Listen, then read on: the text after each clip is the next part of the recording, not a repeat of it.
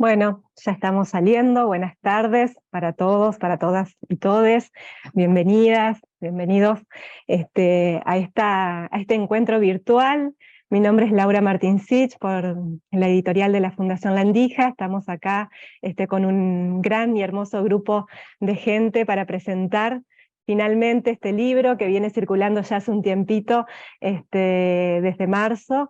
Y bueno, hoy nos damos el gusto de estar reunidos acá para presentarlo, para socializarlo y para conversar acerca de él.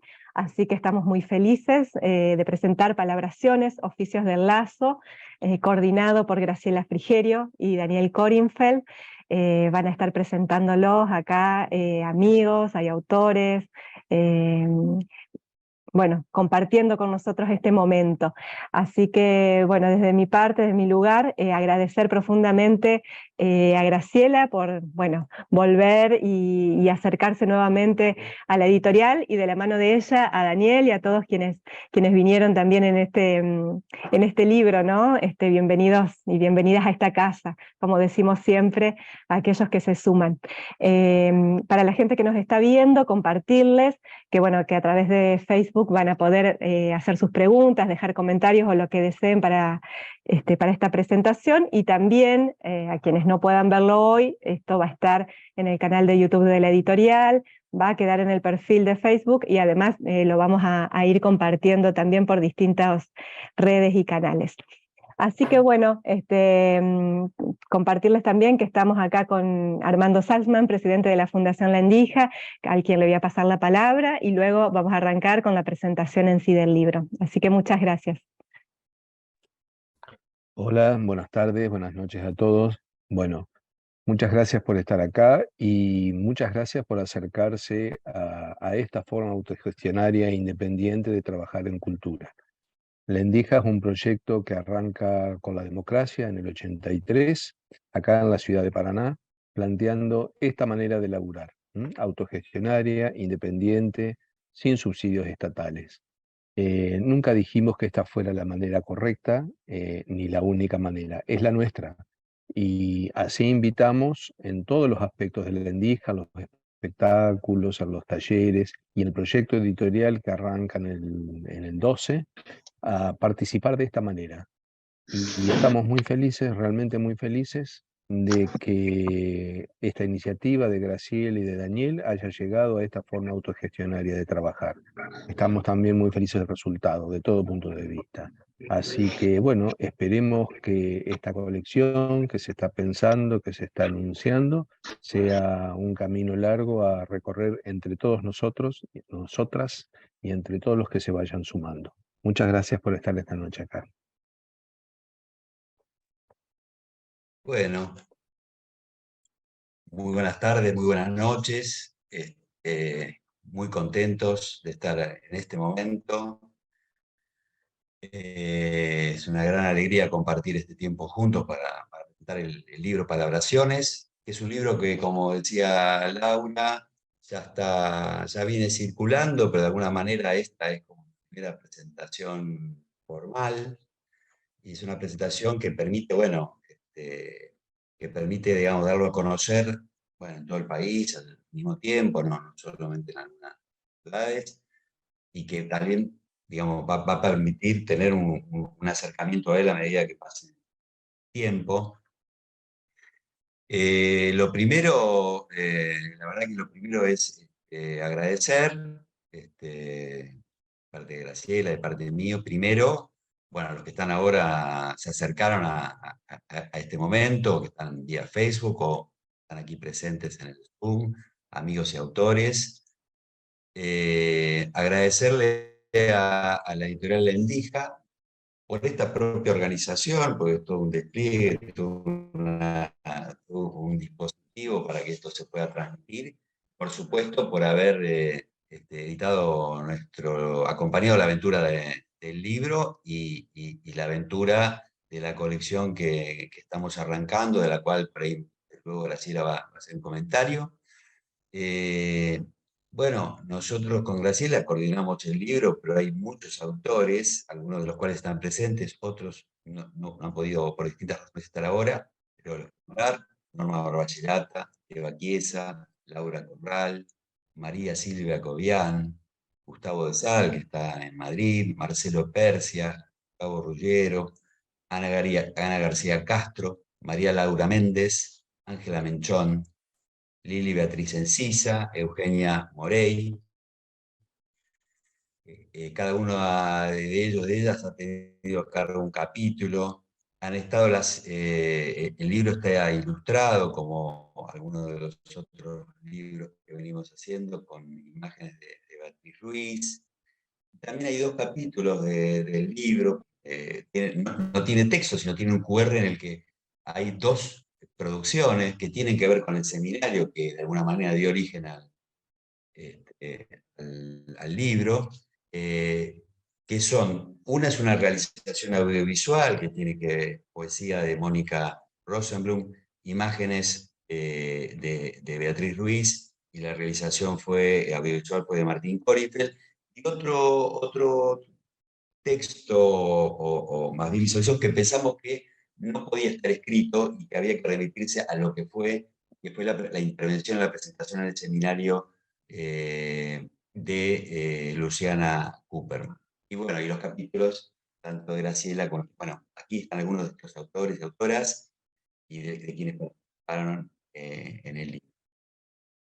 El libro Palabraciones se escribe en una serie de exploraciones que venimos realizando en textos que se relacionan con los seminarios de los oficios del Lazo que fuimos organizando y que vienen tratando de dar cuenta de algunos problemas, de situaciones, de preguntas, de ciencias, en esa diversidad de prácticas que insistimos por ahora en denominar oficios del Lazo, ¿no? Pluralidad, en esa heterogeneidad. Y como recién comentamos también, bueno, en esta compilación de textos, seguro está muy presente la experiencia colectiva de la dura travesía de la pandemia, de distintas maneras, ideas, por experiencias concretas, y creo que en ese sentido ya, bueno, ya es algo interesante para ponernos a hacer historia y compartir y pensar juntos. Bueno, y ahora, sin más, se trata de agradecer a quienes invitamos a presentar el libro. Quienes van a hablar del libro, que es una tarea difícil justamente por esto, porque son muchos temas y asuntos. Es un desafío, seguro habrá sido, tratar de dar cuenta de algo del libro. Bueno, os voy a presentar, que han aceptado esta difícil invitación. Bueno, Emilia Fraile, la pueden ver allí, que es terapista ocupacional, docente en la licenciatura de terapia ocupacional de la Universidad Nacional del Litoral, coordina el proyecto Vaivén Espacios Movimiento, destinado a jóvenes en el cruce entre salud, educación y cultura, y es integrante del área de infancias y juventudes de la Dirección Provincial de Salud Mental en la ciudad de Santa Fe. También nos acompaña María Beatriz Greco, es doctora en Filosofía y Ciencias Sociales por la Universidad de País 8 y profesora investigadora de la UBA. Es autora de varias publicaciones, de las más recientes, La autoridad como práctica, encuentros y experiencias en educación y formación docente, y Equipos de orientación escolar, que es otro texto, La intervención como experiencia, ambos libros de... Y por último, Gerardo Prol, que es licenciado en Psicología de la UBA, docente universitario en la Universidad Nacional de San Martín, la Nacional de Lanús y la de Loma de Zamora, y director de la carrera de Psicopedagogía de la Universidad Nacional de Martín. Pero antes de que comente, ya estamos agradeciendo su aporte, su lectura. Si les parece, le damos la palabra a cada uno de los presentadores y bueno, luego va a tomar la palabra Graciela y comenzamos. Entonces, comienza Emilia. Gracias.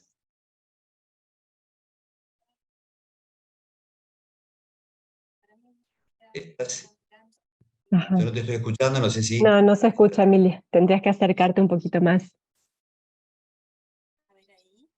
O ponerte algún auricular si tenés a mano. No.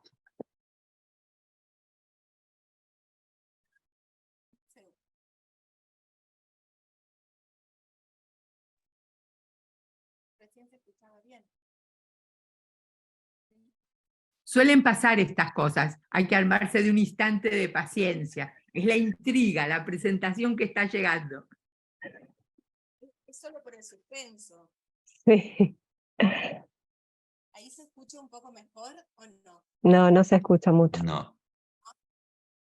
No.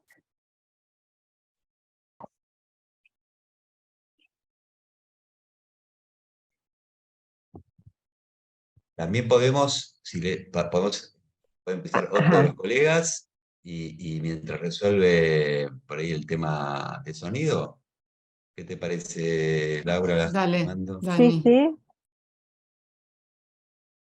Si Bueno, querés arranco, si te parece, Daniel. dale, me parece bien. Bueno, Dale, buenísimo. adelante. Beatriz Greco, Bueno, entonces. Mili, bueno. trata de resolver el tema. Resolviendo exacto. problemas, se llama esto. ¿Ya está, Emilia? ¿Querés A ver, Mili. intentar vos? A ver, todavía no. Ahí está. No. No, No. no se está escuchando. A ver, Bueno, a ver, está bien. Emilia. Sí, ahí, a ver. ¿Escucha? No. Se escucha muy bajito. Muy bajo. Ajá. Muy bajo. Ahí se escuchan mejor que hoy. Pero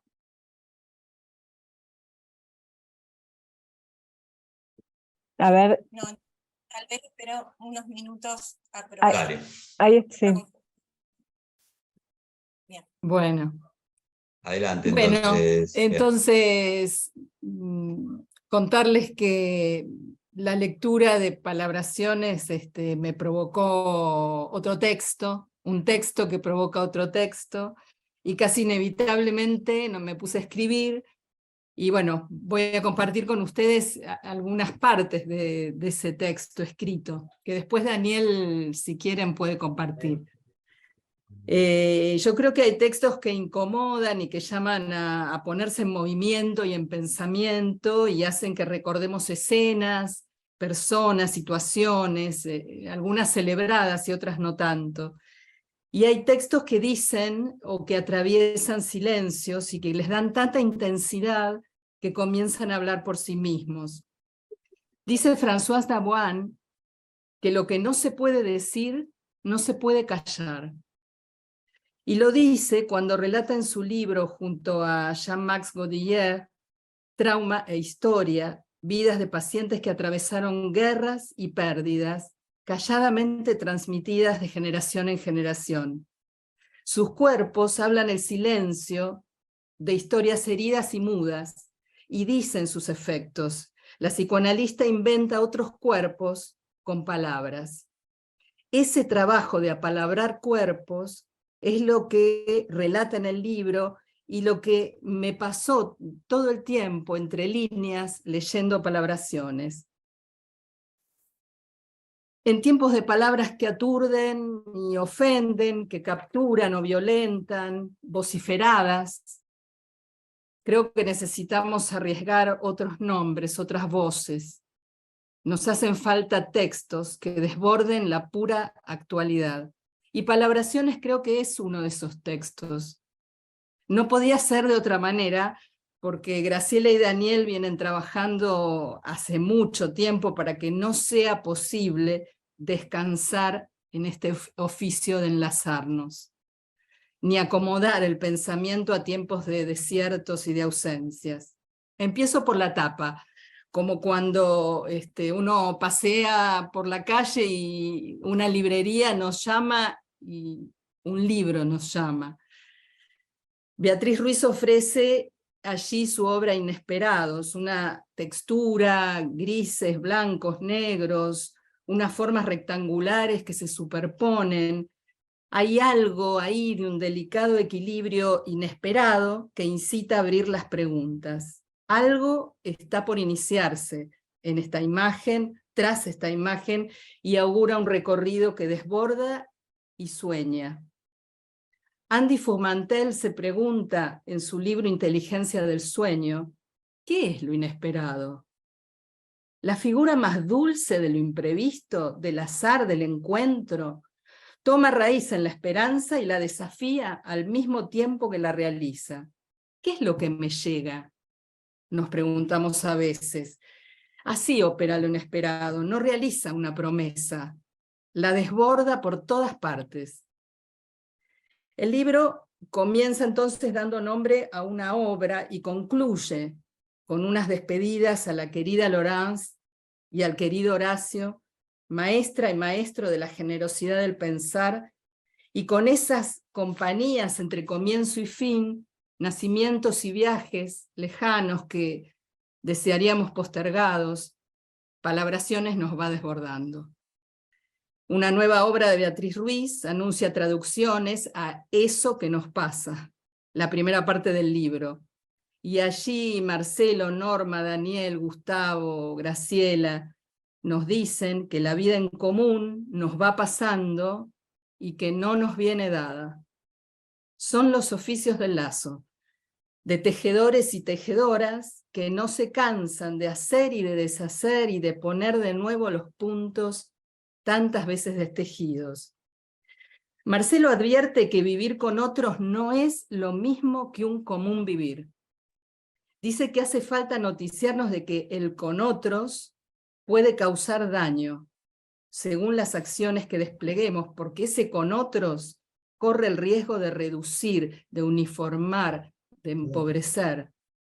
El común vivir convoca más bien disparidades, vagabundeos, en torno a una tarea en común, recuerda Marcelo, recordando a su vez a Pillon Rivière. Y no puedo dejar de leer, mientras leía, de evocar imágenes de escuelas, de comunes vivires complicados, aulas problemáticas, patios bulliciosos, reuniones docentes en franca disputa, tantas veces transitadas. Eso que nos pasa es que no somos partes de totalidades unificadas, sino excesos, demasías, sensibilidades expuestas, y allí Marcelo trae un pensamiento fértil. Tal vez se trata de eso, imaginar un común vivir entre cercanías que nunca se superponen, que nunca se supieron, ni se saben, ni se sabrán. Y Norma nos cuenta que eso que nos pasa con otras voces, que hacen a su propia voz, que la construyen para poder hablarnos, para poder escribir, y se pregunta qué y cómo decir en este Babel istmo que nos habita. Y reconoce que esto de ser múltiple y de hablar y de escribir desde una pluralidad de voces es un inconveniente, que era más fácil pensar que éramos una sola, o una, o uno, y que hacer lazo con otros es atender a todos esos otros que vamos siendo. Norma escribe también sobre lo plural, lo que no se unifica, y arma un puente entre acontecimientos que hacen ruptura histórica. Recuerda la inundación de Santa Fe en 2003 y la vincula con la pandemia del 20 y del 21. Claro, me olvidé de decir que el libro recoge un trabajo realizado en el seminario Cosas Dichas y Desdichas, organizado por Graciela y por Daniel, para pensar los oficios del lazo.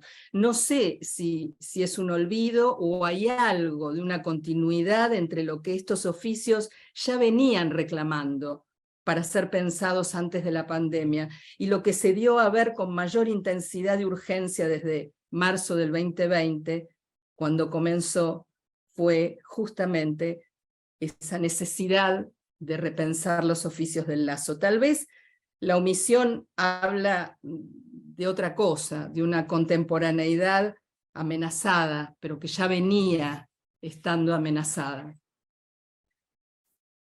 Norma abre preguntas, las preguntas abren encrucijadas, y estas dejan ver agujeros en un saber que se creía existente, y en ese vacío ignorado hay que decidir. Dice Norma, decidir sin que tiemble el pulso, aunque tiemble el alma. Me vuelven entonces tantos gestos de apertura, de receptividad, decisiones que fueron gestos de rechazo al cientificismo que sabe todo, a las prácticas que adormecen, que anestesian. Y Norma termina diciendo, imagino a los griegos en el ágora, descubriéndose en la posibilidad de decidir con otros si atacar o defenderse, si explorar o replegarse, y la vacilación íntima de saber que esa decisión comprometía el destino de la polis. Hay allí, me parece, algo que recorre todo el libro, y que es un poder que no se acumula ni arrasa, que es potencia de hacer con otros. Ahí se engancha Daniel retomando los oficios del lazo con un decir extraño, como es el estar esenciales, desplazándose del ser esenciales que tanto escuchamos y dijimos en pandemia. ¿Qué hay de esencial en unos oficios del lazo que por definición no pueden esencializarse? Porque se habitan singularmente y en cada situación se arman y se desarman en esos lazos, algo así como el sentido de la oportunidad justa, el kairos, que hace muchos años trabajamos en un seminario con Graciela. Es así que provocadoramente Daniel propone que para orientarnos hace falta perdernos. De la mano de Rebecca Rolnick, una ex guía de montaña, se pregunta, ¿hay un modo de andar los oficios que supone, que requiere el arte de perderse? Entonces Kornfeld nos invita ahí a mirar los paisajes del presente como aquel que no los reconoce o que los desnaturaliza. Por ejemplo, la captura digital de la experiencia. ¿Puede hablarse de experiencia cuando se trata de esa trampa en la que quedamos de barullo de informaciones o de tormentas de basura, como dice Daniel? Y ante el desconcierto, advierte Daniel sobre nuevas búsquedas de sentido, retoma Le Breton en esos rodeos simbólicos para asegurarse el valor de la existencia. Formas en que cada singularidad no se vuelva objeto, con el riesgo de instalar una desconfianza en el lazo con el otro. No puedo dejar aquí de recordar la confianza instituyente que nos enseñó Laurence, y me vienen imágenes de escuelas secundarias en las que las miradas adultas habilitaron el trabajo del aprender, allí donde todo contradecía esa posibilidad. El arte, la palabra dicha, circulante, la incomodidad de escucharse diferentes y de interrumpir violencias. Y Gustavo nos presenta la fragilidad de ese mundo instituido y su pregunta por lo que implica trabajar en los territorios del afuera, por fuera de los territorios normalizados, tal vez asumiendo que son territorios mortificados, donde hay que inventar palabras para inventar la vida. Oficios del lazo extraterritoriales, una imagen que Graciela ya venía trabajando, fuera de sí, trabajo en las afueras, entre tiempos y espacios, porque sus efectos se hallan en un tiempo otro, en heterotopías, diría Foucault. Y más allá de la pura actualidad, en esos otros tiempos diseminados, en lo que desconocemos, ¿qué harán esos otros y otras? No obstante, los oficios del lazo se obstinan en la igualdad que se va actualizando una y otra vez en términos rancerianos, y en ese hacer humanidad como oficio siempre incompleto, nos recuerda Graciela, con la voz resonando de Laurence a su lado. El texto de Graciela recoge unos fragmentos necesarios que se unen delicadamente como una pieza artesanal, recompuesta una o tantas veces porque la encontramos rota. Y aún así, esa obra continúa y sigue siendo nuestro asunto, el de nuestros oficios, por momentos también rotos y fragmentados. Y acá Graciela usa muy bellas metáforas del tejido, del subsidio invisible. Me acuerdo que mi abuela lo hacía antes de desechar una prenda, un pantalón gastado, un saco de mi abuelo que él seguía usando después por muchos años. También la venda amorosamente colocada en la piel herida, con manos que cuidan y al mismo tiempo acarician. No solo curan el daño, sino que acompañan el dolor, apalabrando el cuerpo. Acción disponible, ofrecimiento de espacios, donde pensar, donde actuar a la vez, donde abrir la puerta de la casa para recibir y también para despedirse. Somos sujetos surcidos, dice Graciela, remendados, con huecos en las tramas de nuestros cuerpos que siguen siendo tales porque se hallan entramados. Como el surcido invisible, los oficios del lazo llevan tiempo y se sostienen en el tiempo. Se resisten al descarte, se demoran buscando el punto, esperan. Tal vez queden puntos suspendidos, todo aquello que la aceleración que se nos impone rechaza. Creo que Graciela nos habla fundamentalmente del tiempo, sobre todo de una temporalidad necesaria, a contramano del llame ya, donde sea posible surcir pensar, incluso en terrenos pantanosos, con los afectos atascados como el personaje de Mia Couto, de donde surge el nombre de Palabraciones. Este texto plural, Palabraciones, se escribe también en bellas postales sonoras, de la mano de Luciana Cooperman. También allí resuenan las imágenes que María Silvia Cobian ofrece en sus historias de niños, notas para pensar el cuidado, y las películas que elige y piensa ahondan la palabra cuidado, la vuelven hueco del pensamiento y nos lleva a otras ventanas donde mirar en escenas con Laura Corral, el niño sentado en la ventana y la mirada que deshace lo previsto. Se abren más ventanas en los preciosos relatos de cuarentena de Antonia García Castro, muestras al paso, lectura en el jardín de Laura, los poemas escritos en la vereda y la maravillosa música del Tata Cedrón ofrecida en la terraza. El martillo, los lentes y el telar se vuelven herramientas del oficio con Ángela Menchón y Eva Chiesa piensa los faros que orientaron la navegación en tiempos de distanciamiento. El relato del Chaco de Canaquitaxac sobre la mesa intercultural en el barrio Gran Toba, que escriben Liliana Encisa, Daniel Corinfel y Eugenia Morel, nos dan a ver una vez más la fuerza del trabajo en red, la escucha disponible, las voces de esos chicos que llegan a la radio y que cruzan con su voz, sus voces al otro lado de la avenida.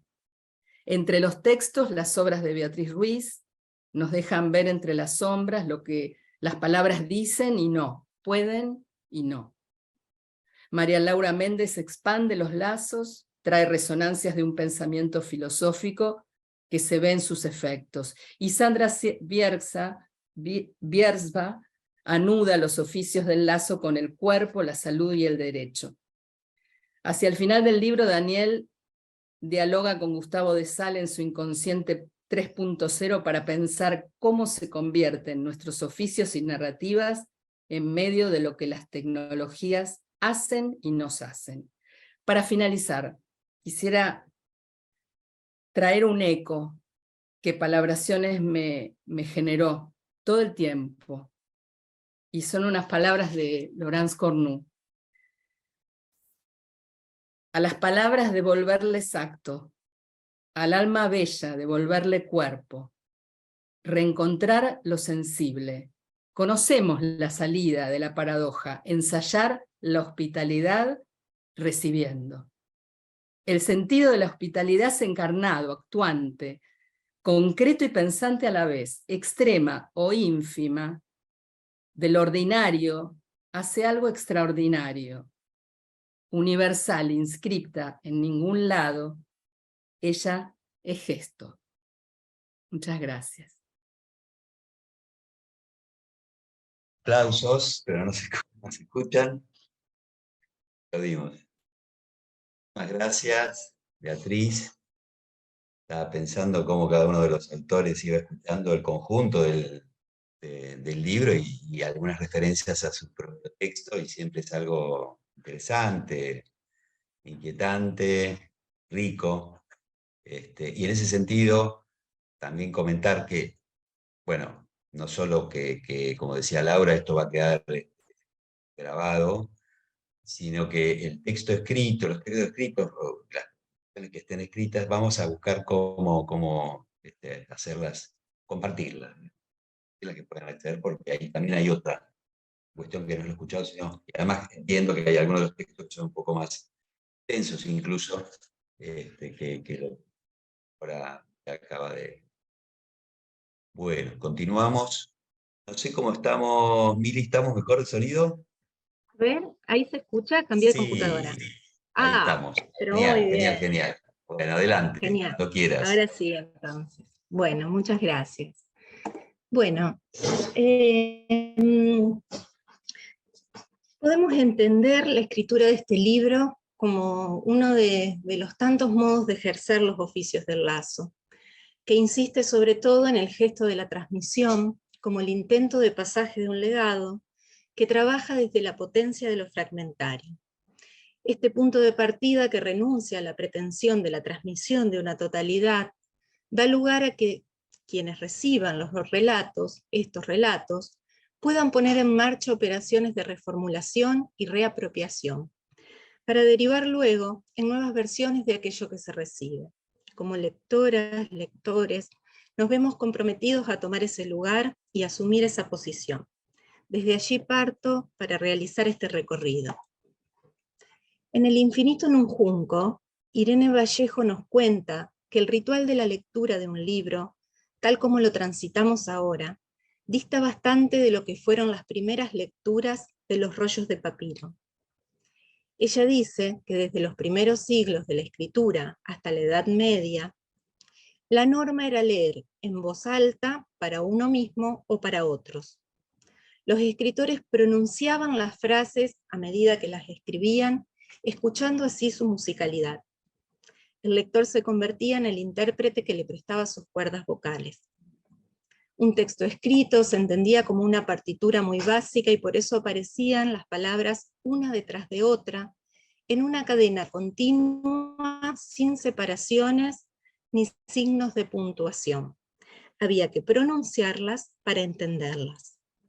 Estas escenas, en general, se desarrollaban en las escalinatas de lo que podríamos entender hoy como las primeras bibliotecas, probablemente lugares en donde se disponían estantes para resguardar los rollos de papiro.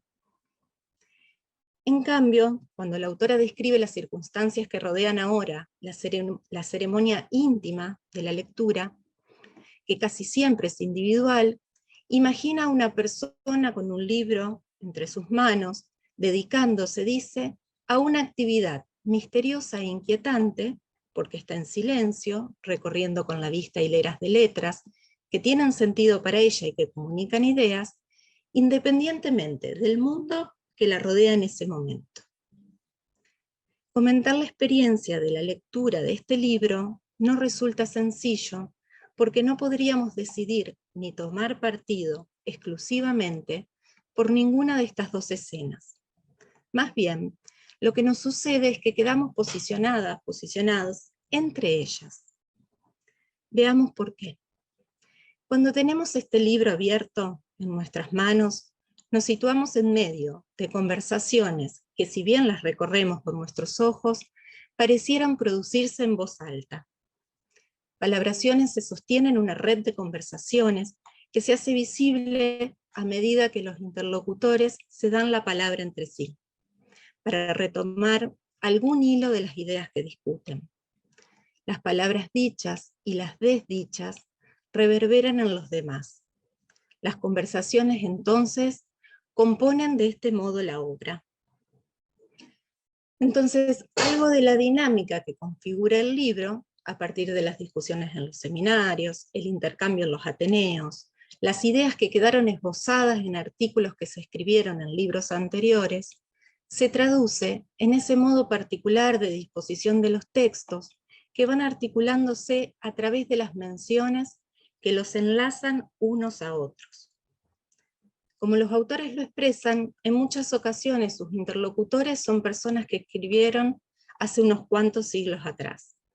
En otras son quienes participaron de rondas de discusión en la proximidad de un espacio de debate, o quienes han estado conversando tal vez casi toda una vida, generando así, como suele decir Graciela Frigerio, amistades intelectuales. Las conversaciones continúan durante todas las páginas del libro, y son un puente también para aquellos que ya no están, pero a quienes, de esta manera, se los hace estar presentes. El libro guarda un lugar especial para los reconocimientos, las despedidas y los agradecimientos. Aunque el libro se haya editado hace muy poco, es interesante algo de lo que se produce como uno de sus primeros efectos en su recepción. Los comentarios que hemos escuchado son de este orden. ¿Con quién te parece que lo compartamos?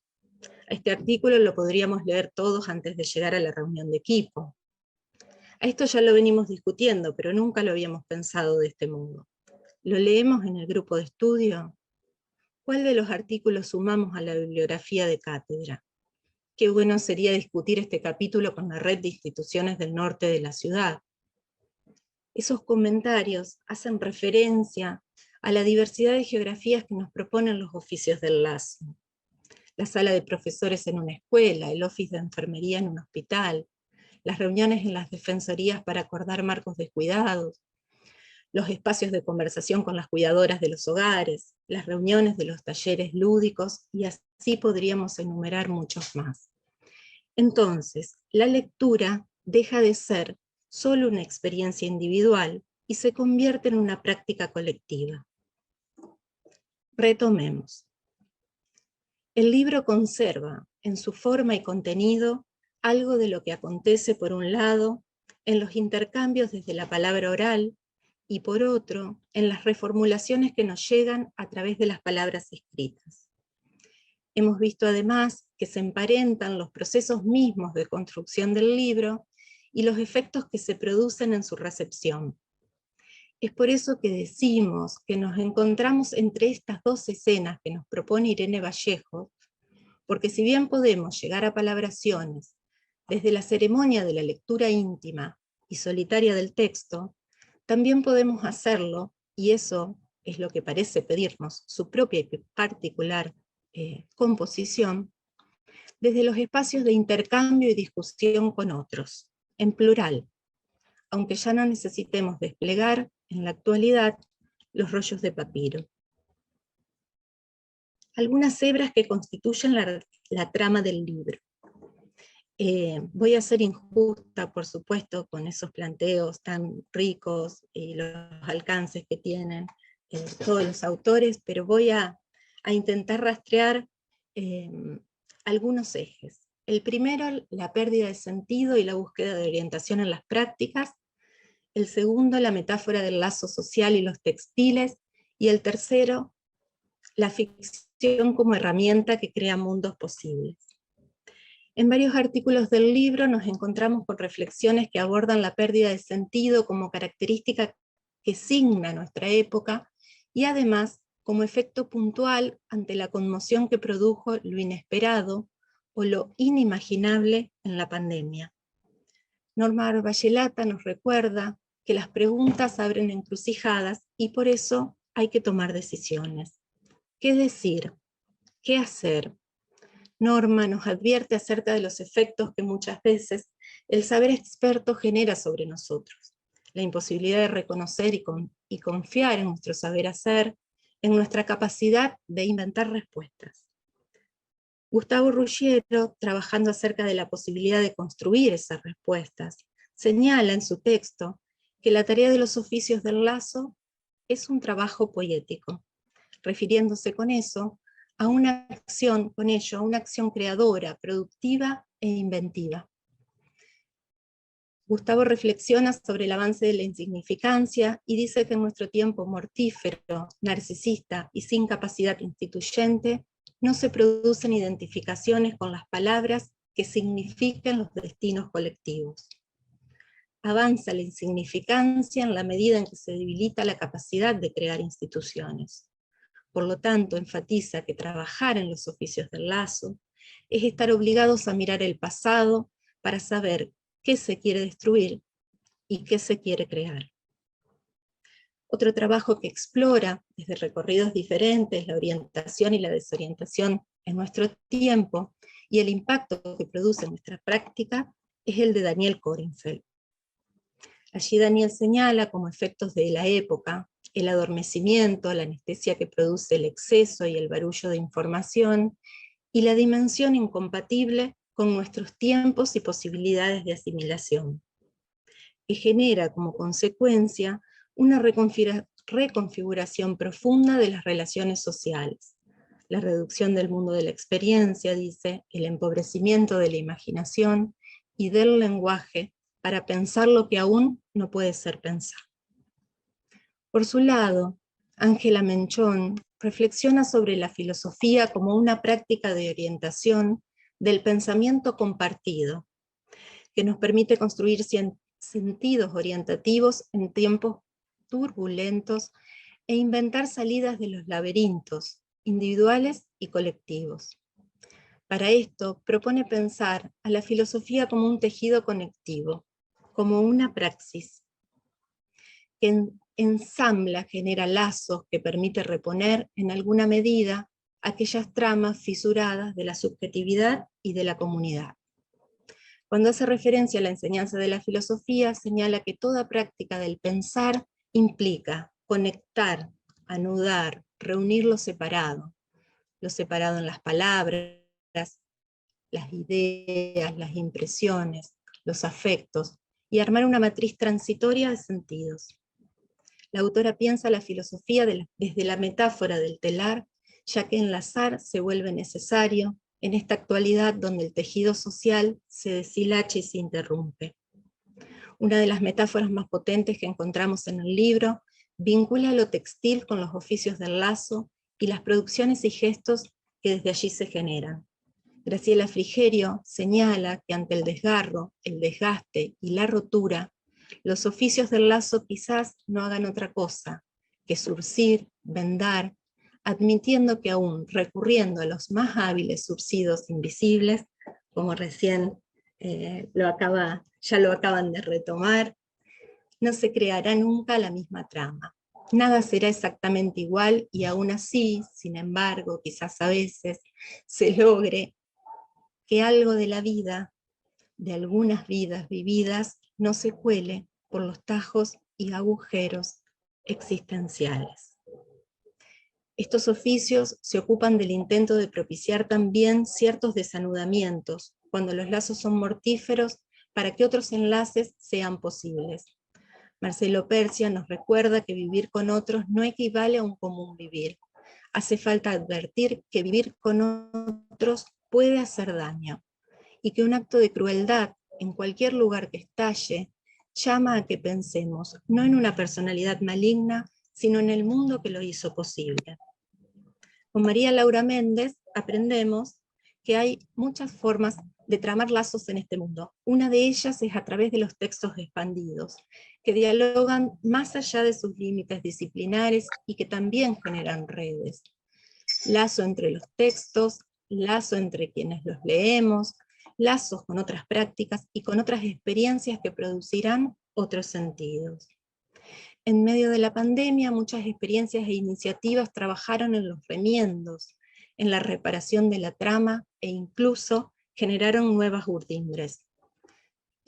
Liliana Encisa, Eugenia Morey y Daniel Korenfeld nos cuentan la experiencia de la mesa intercultural del Gran Barrio Toba en la ciudad de Resistencia, desde donde se proponen tejer una red de cuidados.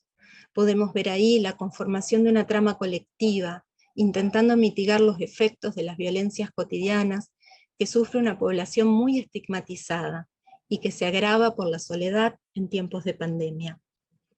Antonia García Castro nos cuenta otra experiencia colectiva desplegada en medio de la pandemia, en donde se generan una multiplicidad de actividades en un contexto complejo, que imponía muchas restricciones para poder encontrarse presencialmente.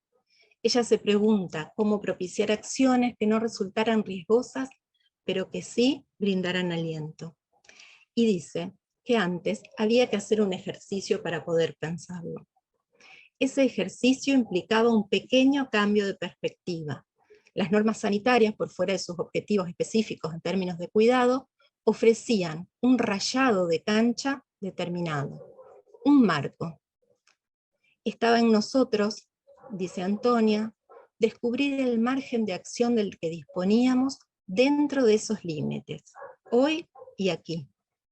Este ejercicio, como modo de construir prácticas en el horizonte de lo posible, podría acompañarnos a los oficiantes del lazo en cualquiera de nuestros días, en cualquiera de los territorios que transitamos.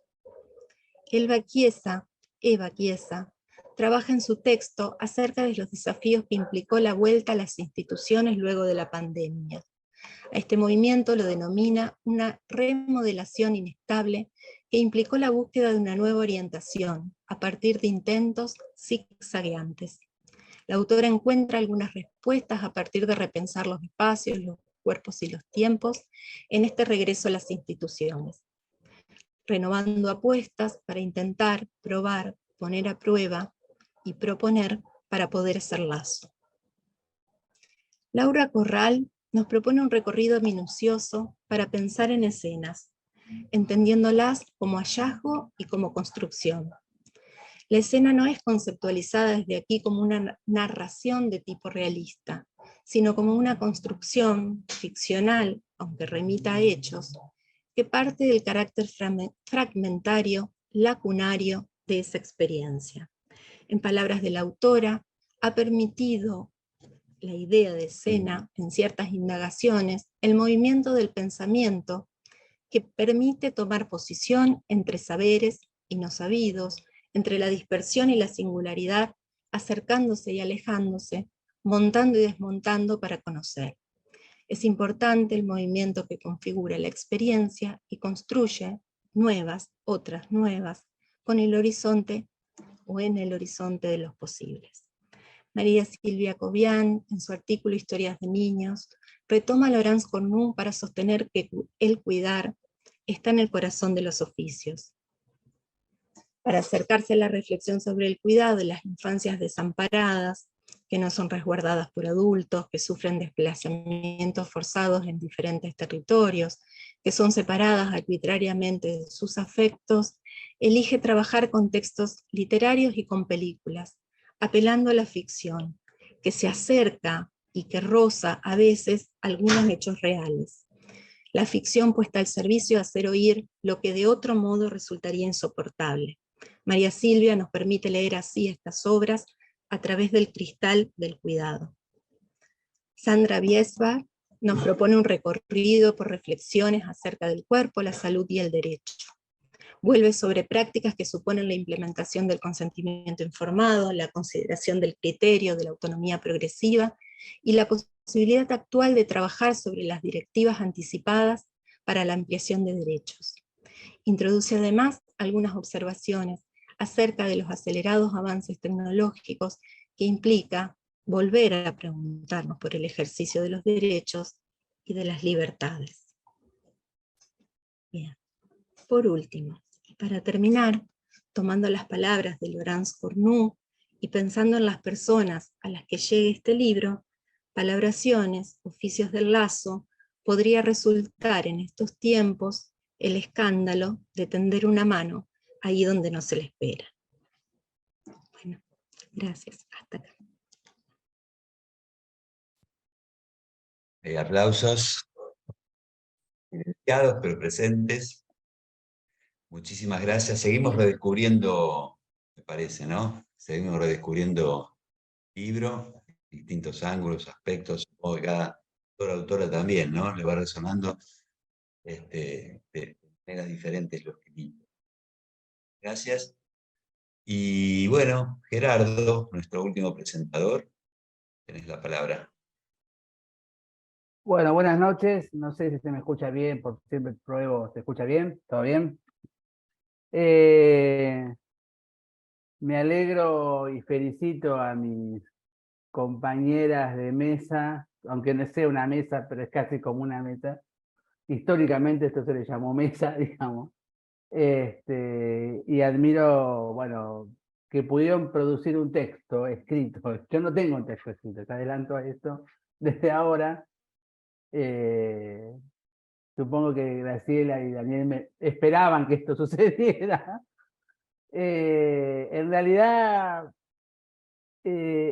al leer este libro me sentí en esas jornadas en donde levantaba la mano cada 5 segundos y hasta tenían que bajármela a veces de un puntazo para que dejara de preguntar cosas y de intervenir o de comentar, pero es lo que me pasó con el libro. O sea, y esto lo digo casi hasta generacionalmente, digamos, ¿no? Hay una experiencia que tengo con mis hijos que no me entienden, son hijos que tienen 30 y pico de años, están en esa edad, digamos, que cuando yo comentaba que para mí escuchar un disco cuando yo era joven, era escuchar un disco, pero no era mío, era una cosa colectiva de mi grupo. Un disco era bueno cuando lo escuchaba una, dos, te preguntaban, ¿te gustó el disco? Y lo estoy escuchando. O sea, digamos, postergar, ¿no? Y no es como ahora, mis hijos, si no te gusta, ya está, listo, se termina. No, no. El placer estaba en degustarlo, una, dos, tres, descubrir sonidos nuevos, cosas que antes no estaba, compartirlo con amigos. Era escuchar música, pero trabajándola, digamos, no era solamente que pasara, ¿no? Y me parece que cuando leo libros me pasan unas veces estas cosas. Hay libros que los leo y me gustan, y hay libros que los tengo que degustar, los tengo que leer y los leo varias veces, y cada vez que los leo descubro cosas nuevas. Este es uno de esos libros, ¿no? En donde creo que fui leyéndolo, releyéndolo, volviendo a fragmentos que ya había leído y pensando en muchas cosas. En principio no puedo dejar de decir que es un libro que me agrada mucho también porque hay amistades intelectuales, digamos, ¿no? Eso no cabe duda. Daniel y Graciela forman esa parte de amistades intelectuales y reencuentro. Marcelo Persia también es esos amigos de mucho tiempo y me alegró un montón reencontrarlo, digamos, en este texto.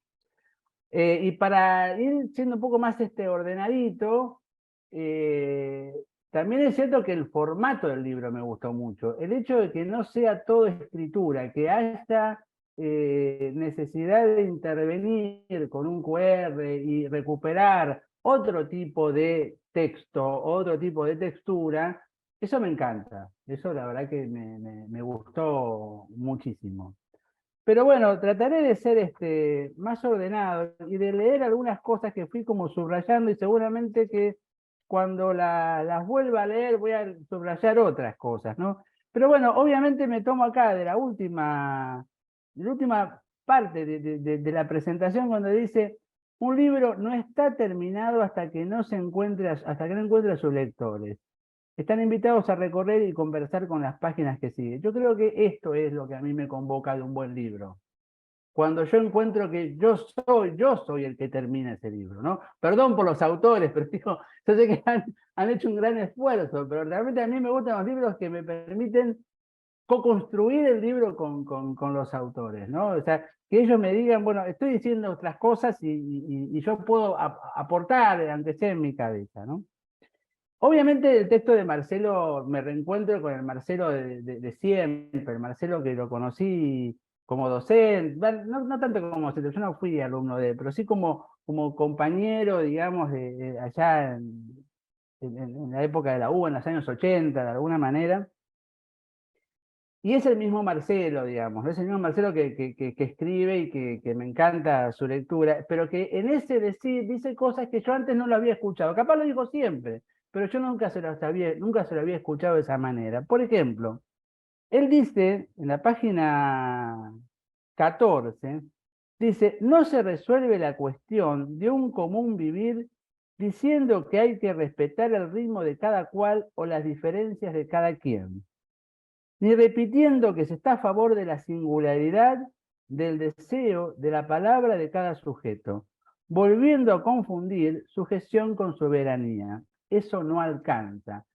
Un párrafo hermosísimo que me permite A ver, voy a usar otra cosa que después va a venir después, que es la palabra abracadabra. Me encantó, digamos, esas palabras mágicas. Bueno, este párrafo para mí funciona como esa palabra mágica. Digo, lo he escuchado muchas veces y he aprendido y he leído y he transmitido en mis clases la idea de la pluralidad que tanto, digamos, Marcelo nos enseñó en el trabajo grupal, ¿no? Pero acá está diciendo algo más, que tal vez lo dijo siempre, pero yo recién lo leo ahora, que es, eso no alcanza. Me encantó, o sea, esto, decir que cada uno es singular, eso no alcanza. Hay que repensar la idea de lo común. Es cierto que hay una distinción entre vivir con otros, que el común de vivir. Digo, no sé si bien, o sea, entiendo que hay una diferencia. Es cierto, digamos, que ya, digamos, hace muchos años, Freud hablaba de la teoría del puercoespín, digamos. Entonces, algo de eso, de estar con otros, digamos, no alcanza. Tal vez viene por ese lado, pero es cierto eso de el común vivir. Y esta metáfora que pone acá del aplauso, de hecho, ustedes fíjense, yo creo que este texto lo leí hace un par de semanas y ayer en mi clase ya puse este ejemplo, porque es impresionante poder apropiarse de digamos, este aplauso colectivo, este goce común, digamos, es un hallazgo, digamos, de esta lectura. Bueno, otra vez me encuentro con lo que sí, esto es más común de Marcelo, que es la temática de la afectación, digamos, ¿no? Poder estar allí afectado, sentirse afectado, digamos, ¿no? Esto ya es bastante común.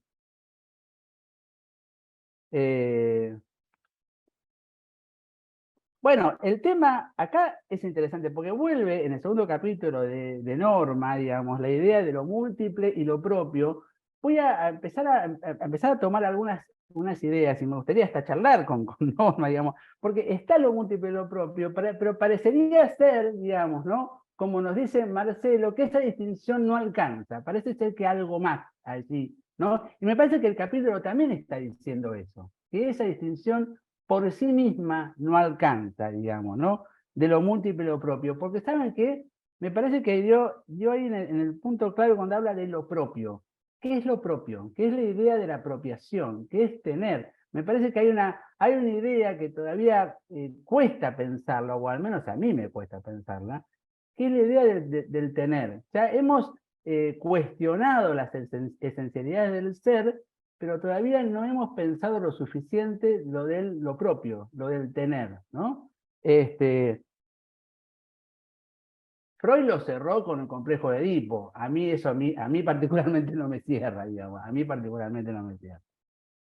Pero me parece que ahí abre algo sumamente interesante, ¿no? Y por ahí también aparece esta idea hermosísima y potente, que es relacionar eso que nos pasa, pandemia, con la inundación de Santa Fe. Acá habla, no sé si estamos hablando de la misma inundación, yo me acuerdo de la inundación, acá está Ariel, lo veo y tal vez puede dar cuenta, yo me acuerdo que la primera vez que fui a Santa Fe, el tema de inundación era un tema inevitable, no había manera de que uno no se encontrara, ¿no? Con alguien de Santa Fe que no hablara de inundación, de la experiencia de la inundación, ¿no? De escenas de que mi familia estaba de un lado, yo estaba del otro, etcétera, etcétera, ¿no?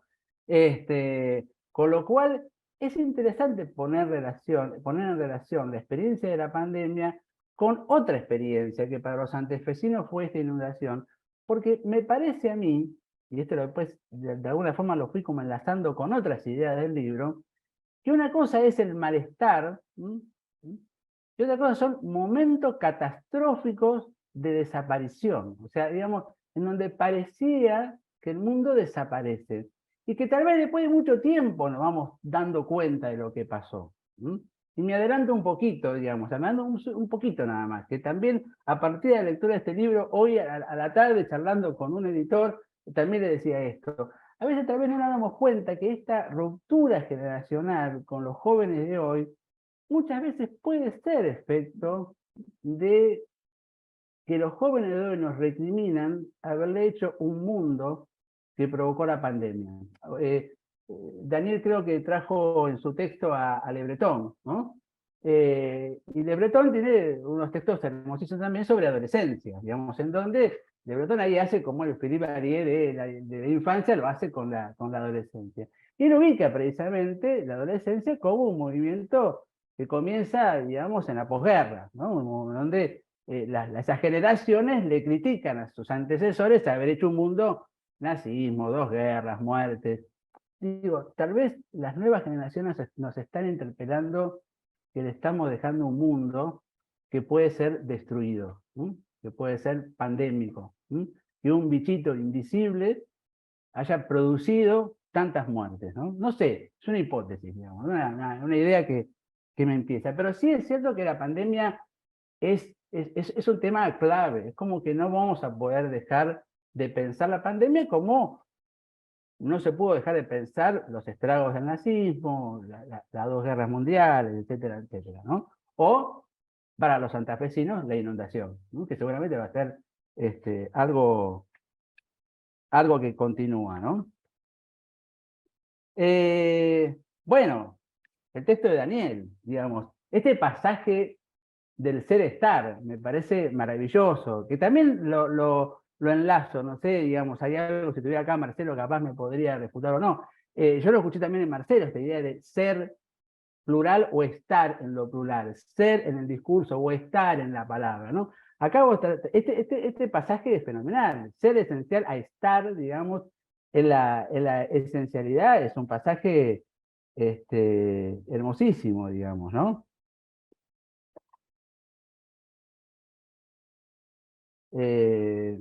Bueno, sigo, y creo que para no aburrir, digamos, con estas cosas, me voy al texto de Graciela, que tiene millones de cosas, pero bueno, a propósito, pues voy a tomar el tema del subsidio, digamos que encima de alguna manera me siento aludido, porque gracias, te agradezco que hayas dicho, me hayas mencionado en esa partecita, en esa línea. Pero lo que pasa es que este tema del surcido, hago lazo, como hace también Norma, con el tema de las catástrofes y ese tipo de cuestiones, o al menos yo lo pensé de esa manera. Cuando te lo escuché por primera vez, digamos, estábamos también en un momento en donde había que vendar.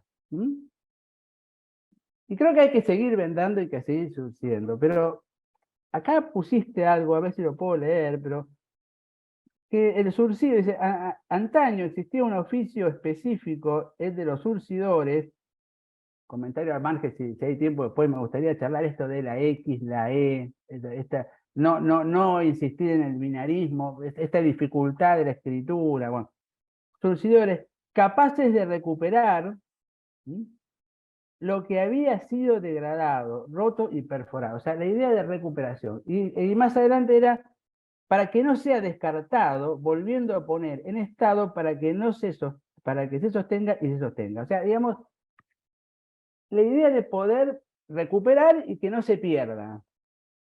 ¿Sabes, Graciela, cuando vuelvo a leer esto, y recuerdo aquellas veces, y recuerdo cuando lo volvimos a hablar, digo, sí, estamos en un momento en donde ya la tarea no es solamente surcir, estamos siendo amenazados de existencia. No sé si ustedes perciben lo mismo. O sea, hay una amenaza de existencia. No es solamente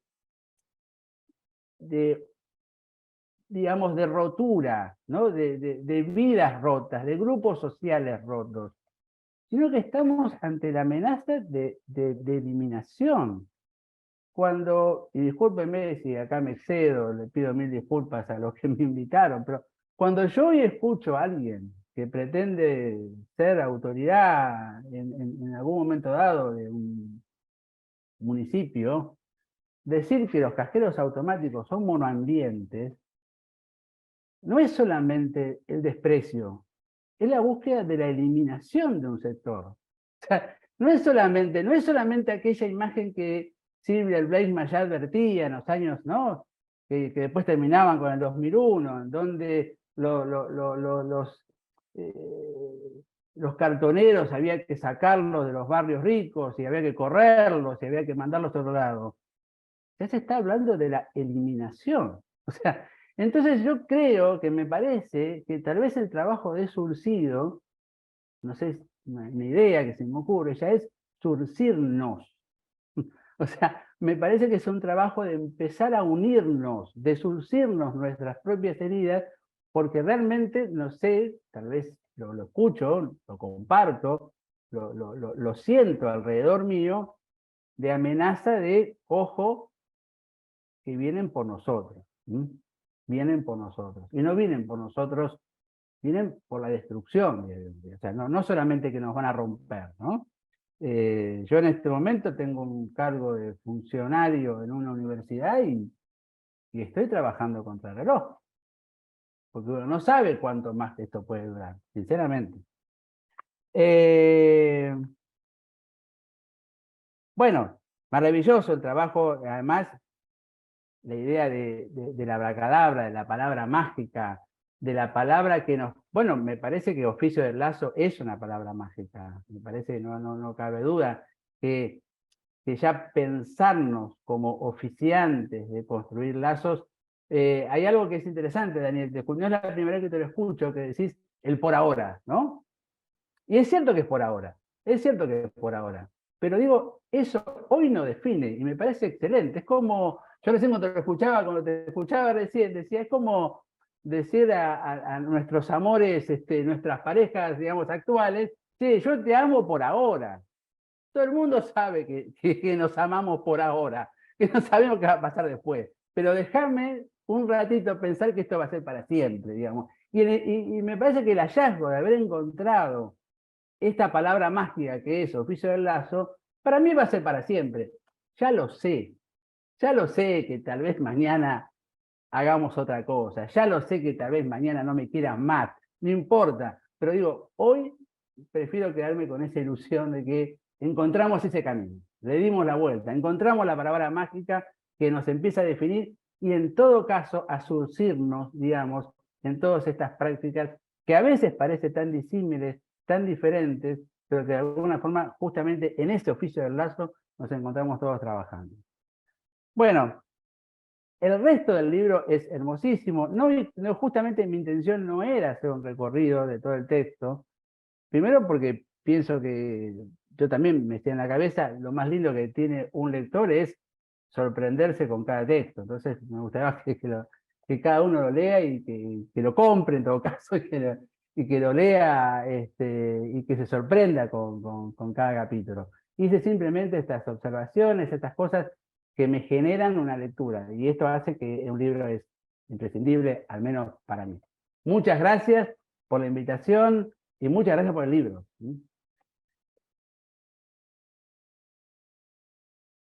Gerardo, muchísimas gracias por tu comentario, por tu lectura, por tus aportes.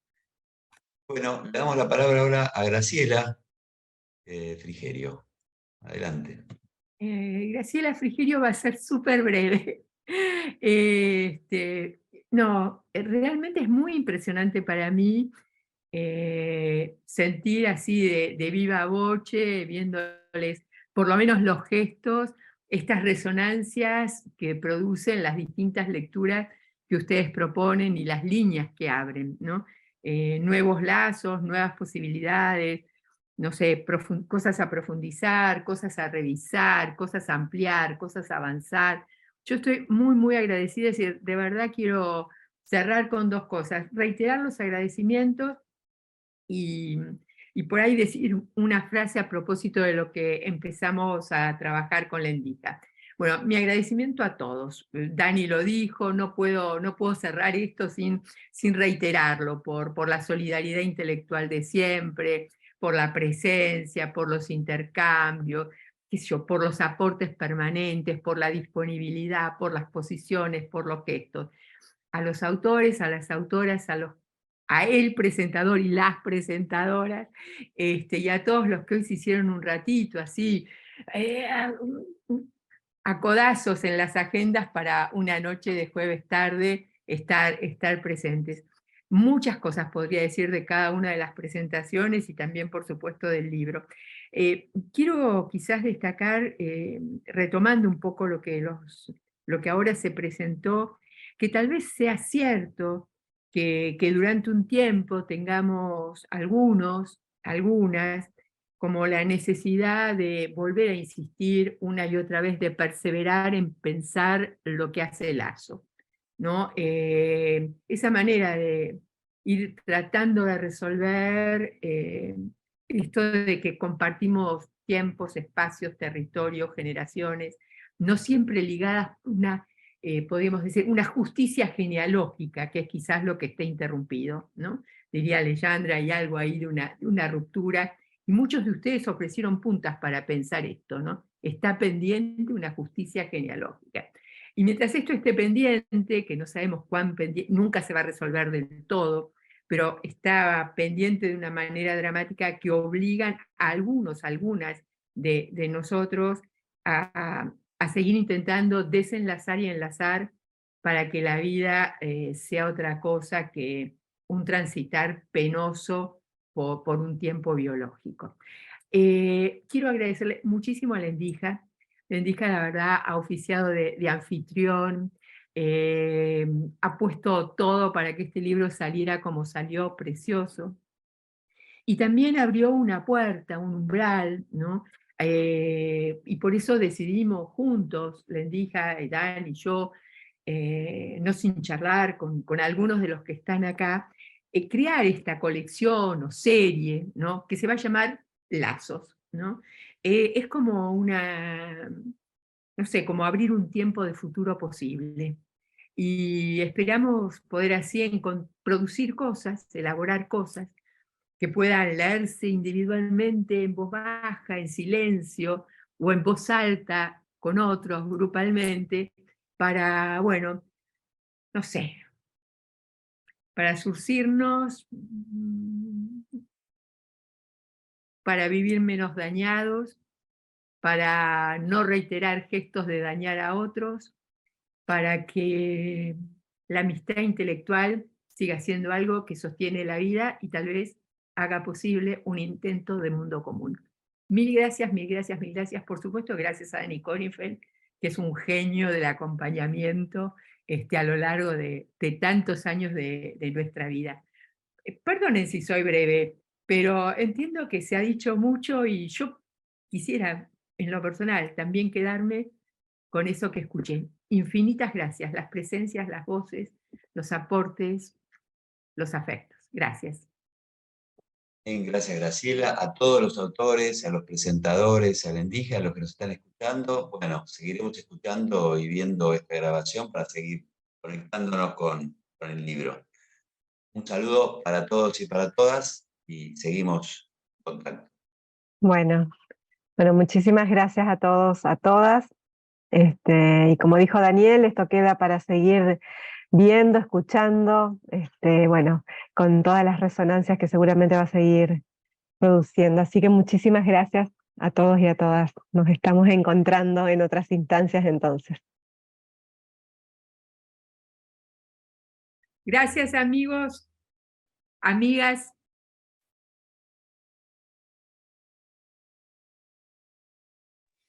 Gracias.